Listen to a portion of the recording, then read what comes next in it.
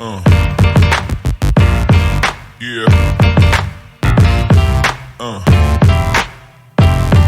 yeah. Hello, Team Coach Adam here, trainer, nutritionist, and an amateur.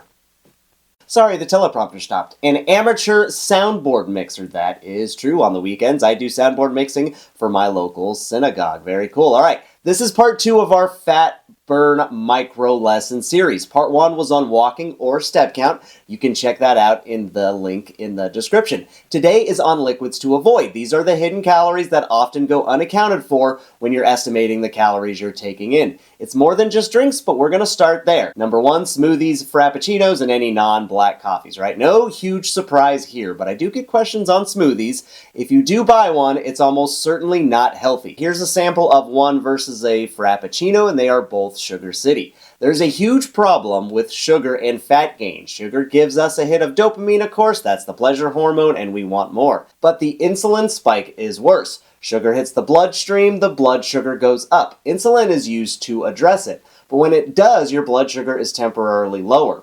Eventually, your body will hit equilibrium, but until then, it thinks your body's deficient in sugar, and so it craves it more. That's why when we eat desserts, we immediately want to have some more. It's a vicious cycle that makes you overconsume. Sugar is a calorie multiplier, and these drinks have way too much. In fact, between the two, I would pick the Frappuccino. It has a better macro profile. It has the fat that'll at least make you feel more full. If you do have a smoothie, you make it at home. It should have 1 cup of fruit, 1 cup of vegetables like dry spinach, water, and protein, and you put it in a blender.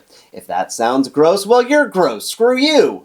If that sounds gross, then just skip the smoothies altogether. Number 2, juices, sodas, and sweet teas. You run into the same issue here, but at a smaller scale. I'm grouping them all together because they're all pretty much the same. Don't believe me? Well, I'm not sure what I've done to earn your distrust, but yeah, here's another chart. And you can see soda juice, they're very similar. 0 is the best amount if you're looking for fat loss. Well, what about diet sodas? Well, your body reacts in a similar way to artificial sugars as they do real ones. So it's not a good drink for fat loss, but you don't have the calorie impact, so it's a little better. Same thing with energy drinks and artificial sweeteners. I drink a diet soda a day. Am I a hypocrite? Of course I am. We're all hypocrites.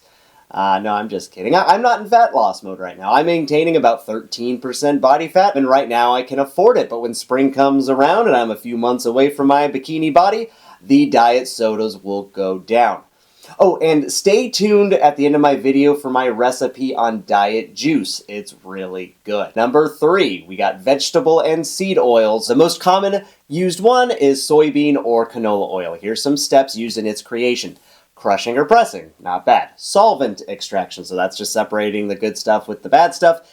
It uses hexane, which is essentially a gasoline. After that, it's the sodium hydroxide wash, which is a lye or a cleaner. Then it goes into cooling, then it goes into bleaching.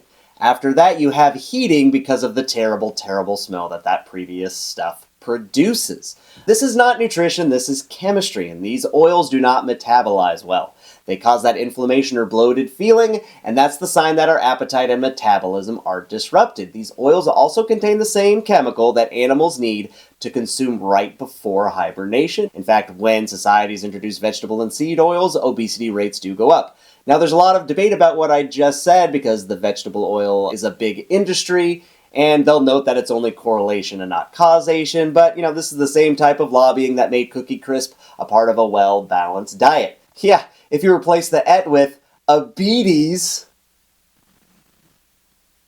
So here are the oils to use for cooking. You can use olive oil, avocado oil, coconut oil, and even butter. And bonus, the washing process in those previous oils, they use water and not drain cleaners. Next one, we're going to sauces and dressing. So if you smother a Caesar salad with dressing, you can easily have a 1,000 calorie healthy option. In a lot of restaurants, some salad options can have more calories than burgers because of the dressing.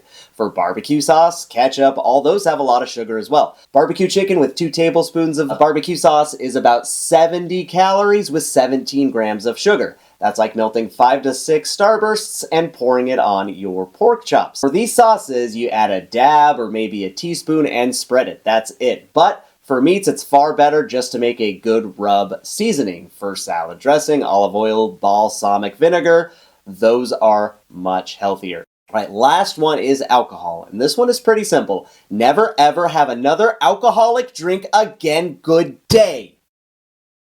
No, I'm kidding, but they do have calories and they do need to be accounted for. One of my clients was plateauing, so we went through a daily calorie intake, and according to her, she was at a calorie deficit after a bit of gentle prodding. She admitted she wasn't including the 2 to 3 glasses of wine she was drinking. Well, a glass of wine can have about 125 calories, so that's 200 to 300 or so that she's not accounting for if she's pouring a standard glass, and come on, nobody pours the standard glass. That's plenty to keep you in maintenance or to bump you up even into fat gain. Mixed drinks like margaritas and Mai Tais, they can have double or triple the calories.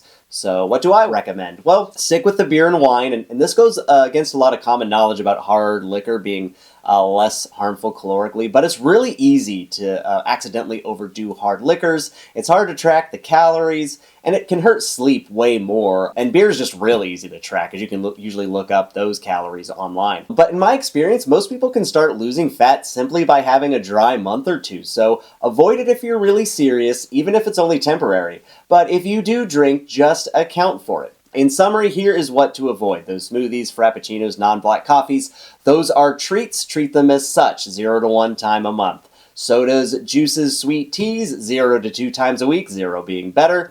Vegetable seed oil, you never need it for cooking or baking. Barbecue sauce or dressing, 1 teaspoon or so, and spread it around. Alcohol, 0 to 2 a week, but account for the calories if you drink more. What can you drink? Water, sparkling water, black coffee, tea, protein shakes, some electrolyte powders.